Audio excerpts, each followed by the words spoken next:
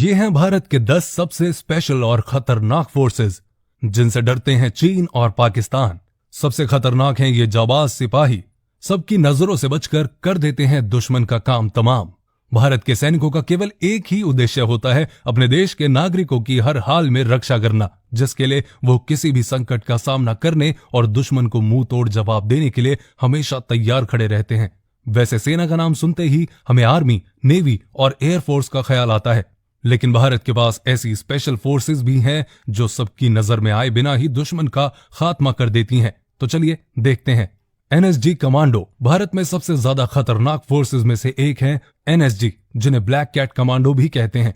ये कमांडोज हरदम ट्रेनिंग पर रहते हैं। इस फोर्स को 1984 में बनाया गया था। इस फोर्स का लक्ष्य है सर्वत्र सर्वोत्तम सुरक्षा। ये फोर्स अपना काम करने के लिए बिल्कुल भी नहीं हिचकिचाती, चाहे दुश्मन को ढूंढ कर निकालना हो या फिर देश में घुसे आतंकवादियों को मारना हो। इन्हें बीआईबी सुरक्षा, बम निरोधक और एंटी हाईजैकिंग के लिए इनका इस्तेमाल किया जाता है। ये कमांडोज गृह मंत्रालय के अंदर काम करते हैं। 26/11 मुंबई हमले के आतंकवादियों को निपटाने में इनकी काफी महत्वपूर्ण भूमिका रही है। एलाइट पैरा कमांडो सिर्फ जमीन नहीं, हवा में भी लड़ सकती है। ये 30 से 35 हजार फीट की ऊंचाई से छलांग लगाने में माहिर होते हैं। पैरा कमांडो ने 1971 और 1999 में हुई जंग में बहुत अहम भूमिका निभाई थी। पैरा कमांडोज को पैराशूट से कूदकर दुश्मन के इलाकों में अंदर तक घुसने में महारत हासिल होती है। कुछ टाइम पहले हुए सर्जिकल स्ट्राइक में इसने पाकिस्तान के कश्मीर में घुसकर आतंकी ठिकानों को नष्ट किया था। ये आतंकियों से निपटने और बंधकों को बचाने के लिए खासा मशहूर है। इनकी स्पेशल ड्रेस होती है, जैसे हल्का रंग रेगिस्तान में और गाढ़ा रंग हरियाली में छिपने में मदद करता है। पैरा कमांडो फोर्स भारत की पहली और सबसे पुरानी पैराशूट रेजिमेंट है। लगभग 3 साल तक चलने वाली इसकी ट्रेनिंग बहुत ही ज्यादा मुश्किल मानी जाती है।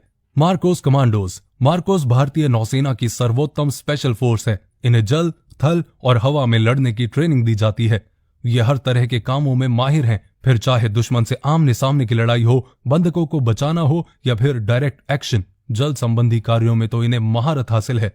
इस फोर्स को दाढ़ी वाली फौज के नाम से भी जाना जाता है, क्योंकि यह नागरिकों वाली जगह में दाढ़ी बढ़ाकर आते हैं ताकि अलग से इन्हें पहचाना ना जा सके। इनके परिवार वालों को भी इनके कमांडो होने का पता नहीं होता।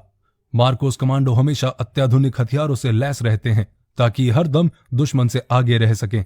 कारगिल युद्ध और मुंबई 26/11 के हमले में मार्कोस कमांडो ने भी साथ दिया था। गरुण फोर्स हवाई युद्ध में माहिर मानी जाती है। गरुण फोर्स की ट्रेनिंग भारत की कुछ सबसे सफल फोर्सेस के द्वारा हुई है। गरुण फोर्स को दुनिया के सामने 2004 में एयरफोर्स डे के दिन लाया गया था। मौजूदा समय में 1000 सैनिक गरुण फोर्स में काम कर रहे हैं और इनकी ट्रेनिंग 72 हफ्तों की होती है, जबकि पूरी तरह से गरुण फोर्स में शामिल होने में लगभग 3 साल का समय लग जाता है। इनका मोटो है प्रहार से सुरक्षा। ये हर तरह के प्रहार से देश की सुरक्षा करने के लिए तैयार रहते हैं। अब आते हैं एसपीजी कमांडो। एसपीजी काफी परिशिक्षित और समझदार फोर्स है। एसपीजी को विशेष तौर पर प्रधानमंत्री की सुरक्षा के लिए तैयार किया गया है। वो अपने ट्रेडमार्क सफारी सूट में होते हैं। पूर्व प्रधानमंत्री इंदिरा गांधी की हत्या के बाद 1985 में इन्हें बनाया गया। स्वॉट कमांडो की ट्रेनिंग काफी कठिन होती है। ये किसी भी सिचुएशन में दुश्मन का खात्मा करने में माहिर होते हैं। दिल्ली पुलिस के स्वॉट कमांडो मतलब सुरक्षा की गारंटी। इन कमांडो को हवा और जल में घात लगाकर मार करने की तकनीक सिखाई जाती है। रात के अंधेरे में भी दुश्मन को पहचान लेते हैं ये कमांडोज। कोबरा फोर्स को गोरिल्ला ट्रेनिंग के द्वारा ट्रेन किया जाता है। इनका काम है जंगल की लड़ाइयां लड़ना। भेष बदलने में और घात से प्रहार करने में इनको कोई मात नहीं दे सकता। इस फोर्स का गठन नक्सलवाद का खात्मा करने के लिए किया गया था। बता दूं कि नक्सली जंगलों में अंदर तक छुपे रहते हैं, इसलिए उन्हें ढूंढ कर निकालने का काम इन्हें दिया जाता है। संसद भवन और राष्ट्रपति भवन की सुरक्षा के लिए यह तैनात रहते हैं। Force 1 commando. मुंबई हमलों के बाद महाराष्ट्र सरकार ने सुरक्षा के लिए एक खुद की फोर्स बनाने का फैसला लिया और उन्होंने फोर्स 1 का गठन किया।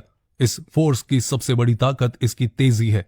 ये महज 15 मिनट में अपने सभी सामानों के साथ तैयार हो जाती है। इनकी ट्रेनिंग में डीआरडीओ, एनएसजी और इजराइल की स्पेशल फोर्स की कड़ी मेहनत लगती है।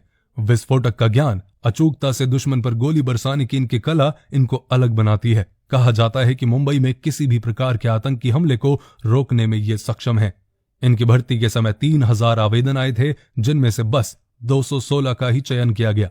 ITBP commando. 26/11 मुंबई हमले के बाद आईटीबीपी कमांडो ने आतंकवादी अजमल को मुंबई जेल में रखने में काफी अहम भूमिका निभाई थी।